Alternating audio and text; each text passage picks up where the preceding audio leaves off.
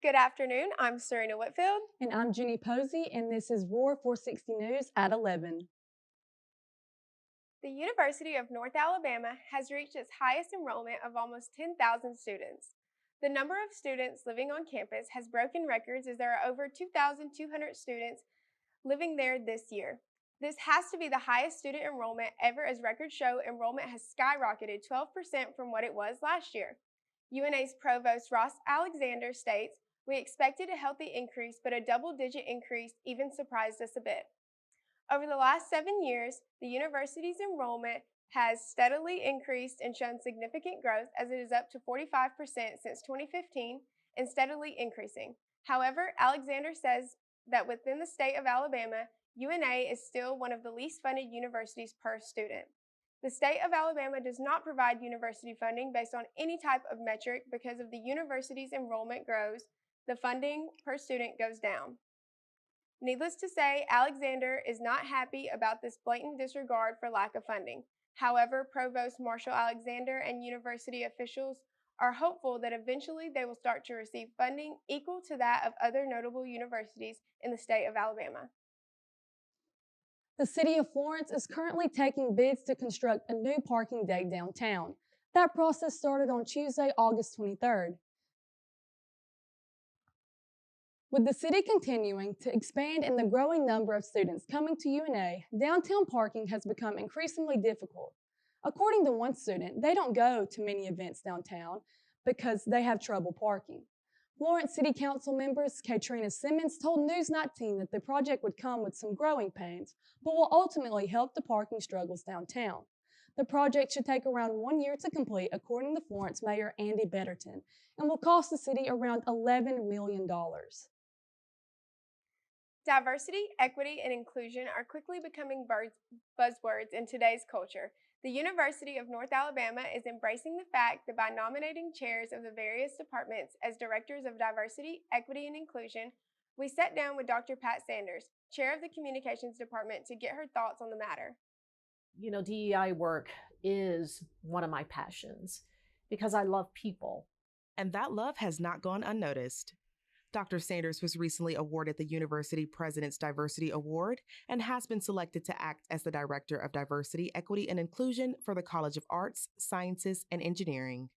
My focus will be on things like making sure we recruit and then retain diverse faculty, but also have the equity and inclusion piece there. Also look for students to grow enrollment in the college. With that increase in enrollment comes the increasing necessity of diversifying the student body. One of the reasons Dr. Sanders says diversity is so important is because it increases our lives and we can learn to embrace other people and learn so much. But even with the focus on diversity, she doesn't want us to forget the equity and inclusion aspects. So equity means that everybody has the same chance and they have the same opportunities. That inclusion piece means that you're not only here on campus, but you feel like you belong as well. And the Division of Diversity, Equity, and Inclusion is constantly taking steps to help students feel like they belong on campus.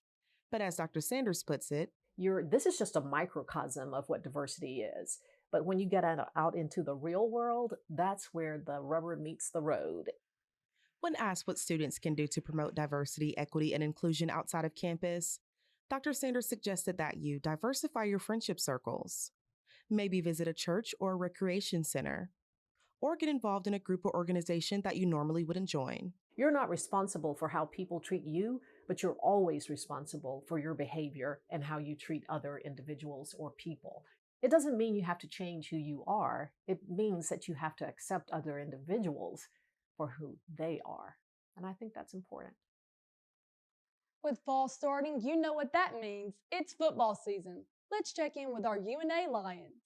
The UNA Lions had their first home game last Saturday against Virginia Wise Highland, and boy did they impress with a comeback dominant victory. Down 14-0 in the first quarter, the Lions turned up the heat to go on to score 21 in the second quarter and then completely dominating the rest of the game in the second half. Leading the charge down the field was running back Cedric Powell with 20 carries, rushing for 251 yards, averaging 12 yards per rush and 4 touchdowns. On the other side of the ball, the defense struggled in the first quarter, but ended up holding Virginia Wise to only 17 points in the entire game, while the offense dominated and went on to score 49.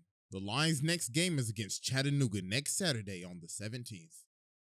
College students have more than an exciting football season to look forward to, as President Joe Biden recently made an announcement regarding student loan forgiveness. Let's take a look.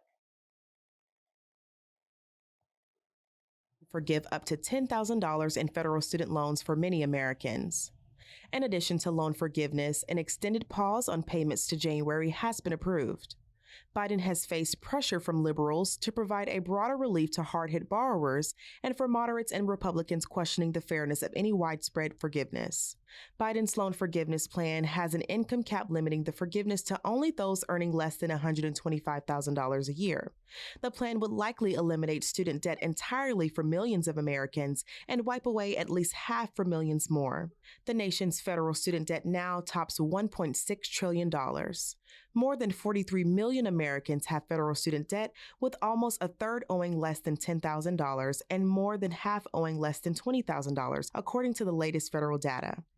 Biden was initially skeptical of student loan debt cancellation as he faced off against more progressive Democratic senators, Elizabeth Warren and Bernie Sanders, who had proposed cancellations of $50,000 or more during the 2020 primaries.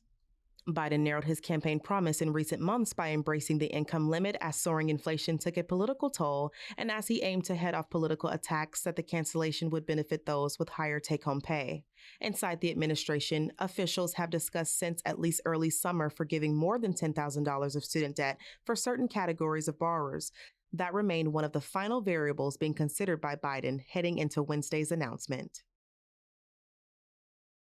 In local news, a Florence native veterinarian has reached a degree of TikTok fame with her recent videos about the do's and don'ts of dog breeds. As a former University of North Alabama alumni with nearly 1 million followers, Dr. Whitney Terrell is representing the city of Florence by showing the quirky side of veterinarian life. Dr. Terrell posts a mix of educational and funny videos for her animal-loving viewers. Her first viral video included what Terrell considers to be veterinarians' top 5 recommended dog breeds, as well as their top 5 least favorite breeds to own. Terrell expressed the main problems with her least favorite breeds, which included golden doodles, German shepherds, and short-snouted dogs like pugs and bulldogs. Among the top of her recommended list were basset hounds, golden retrievers, and strays. Throughout all of her videos, Terrell makes sure to promote the rescue and owning of all mixed breeds and mutts and provides pet owners with humorous but important answers to common and not so common client questions. To view Dr. Terrell's videos and support our local veterinarians, follow Dr. Terrell Pet Vet on TikTok and Instagram. Lauderdale County residents were met with fear over the killing of both livestock and pets by a group of violent dogs. Goats, cats, ducks, and horses, and more were killed, and more were among the many killed in various attacks. It is believed that there were only 2 dogs involved in the killings. Both canines seemed to terrorize the Central Heights community for several months, killing a total of nearly 50 animals. However, it is believed that they have finally been captured and put down. James Seen, a local farmer in Lauderdale County, told WAFF 48 the dogs killed a total of 16 animals on his farm. Everywhere you looked, it was just a dead animal, Seen said. He estimates a loss of up to $10,000 after the attack. Lieutenant Deputy Joe Hamilton expressed that the killer dogs could have been dangerous for more than just the community's animals, but also people and children in the area. The resident, who is believed to be the former owner of the dogs, has been notified of them being put down, and it is expected that they will be facing multiple civil lawsuits in response to the damages caused. This investigation is ongoing. Casey White, the man who escaped the Lauderdale County Jail with help from an officer earlier this year, has requested to be transferred to a different county jail while he awaits his trial scheduled for December 12th. White, who was serving a 75-year prison sentence, was past charges, is now also being charged with the murder of Vicky White, the corrections officer who aided in his escape. Although Vicky's death is believed to be a suicide, murder charges are allowed in Alabama concerning situations of escape, particularly if someone has been convicted of reckless conduct that resulted in death. On September 9th, Casey White's defense team requested his move from the Donaldson Correctional Facility in Bessemer, Alabama, to the Coleman County Jail as he awaits the December trial. Casey White's lawyer, Mark McDaniel, told WHNT News 19, communication with our client is critical to our preparation. We certainly maintain the transfer of Casey White is in the best interest of justice. As for now, it has not been decided as to whether White's transfer request will be accepted. On August 7th at the Limestone Correctional Facility, an inmate who has not been identified yet due to safety issues was attacked. The inmate is serving 123 months for a nonviolent crime. The parents of the inmate started to think something was wrong after their son stopped calling for 2 weeks. And there was. After asking around with friends and family, they learned that their son had life-threatening injuries and they needed to be treated immediately. He suffered from a skull fracture, collapsed lung, and he was unable to see out of his eye due to it being swollen shut. Currently, the inmate is inside the Limestone Correctional Medical Unit. The family is upset with the facility not giving out the information earlier. This attack is just another trend of rising violence that has been happening inside of the facility. Last week, the U.S. Department of Commerce announced a plan to award $1.7 million to Florence, Alabama as a response to the city's growing tourism rates. According to the Florence Lauderdale Convention and Visitors Bureau, Florence had record-breaking growth in the 2021 Alabama Tourism Economic Impact Report, with nearly 48% growth compared to the prior year. This year has continued to show constant tourism growth for the city. Funded by the American Rescue Plan, the Economic Development Administration hopes to provide upgrades to Florence's sewer system. Assistant Secretary of Commerce for the EDA, Alejandra Castillo, spoke further as to why this is a step in the right direction for Florence by saying, "This EDA investment is an excellent opportunity to leverage a regional asset and build greater economic resiliency in the region." The EDA is pleased to support Florence and its community. An additional $716,000 will also be locally funded towards the project. The EDA hopes to continue improving tourist rates and economic stability with this grant. The Alabama Department of Conservation and Natural Resources hosted a meeting regarding chronic wasting disease, which was open to the public on Thursday, September 22nd. Chronic wasting disease has posed an issue in Alabama since several cases were discovered earlier this year in Lauderdale County. CWD, which is known to be non-transmissible to humans but affects deer, causes the animal to become listless, emaciated, and act abnormally. The result is always fatal. All of Lauderdale and Colbert counties have been designated as CWD management zones, which means there are special regulations that apply within these areas. Regulations include carcass transportation and supplemental feeding. Thursday's meeting included ADNCR's official response to the recent CWD detections, as well as information regarding new hunting regulations. Questions and answers were welcomed, and hunters were encouraged to attend. Former Alabama legislator Perry Hooper Jr. has been charged with first-degree sexual abuse. Hooper served in the Alabama House of Representatives from 1984 to 2003. The incident occurred on Tuesday, August 16th, and Hooper was arrested just a week later on August 23rd. According to police filings, Hooper allegedly approached a woman from behind at Commerce Street in Montgomery, Alabama on the night of August 16 and groped the victim until she was able to break free. He has been released on a $15,000 bail. Perry Hooper Jr. has previously worked as a Donald Trump campaign activist in Alabama. Jenny Bernstein, the communications director of the Alabama Republican Party, made a formal statement in response to the incident. The Alabama Republican Party strongly condemns all forms of sexual abuse and sexual assault. We are committed to personal rights and public safety. We will be monitoring this situation closely, said Bernstein. This investigation is currently ongoing and will be updated as more information comes forward. Breaking news, NASA has failed to launch the Alabama-made Artemis for the second time. NASA officials stated that the problem is a fuel leak in the launch system.